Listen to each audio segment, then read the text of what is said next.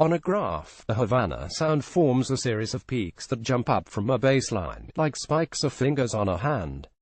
What it is telling us is the sound is located between about 7,000 kHz and 8,000 kHz. There are about 20 peaks, and they seem to be equally spaced.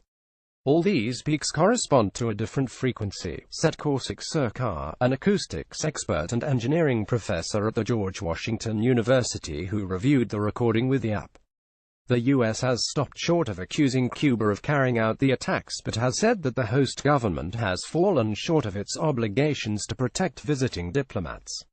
Last week, Washington expelled 15 Cuban diplomats after earlier withdrawing staff from Havana as relations plunged to the lowest point since being reinstated less than 3 years ago.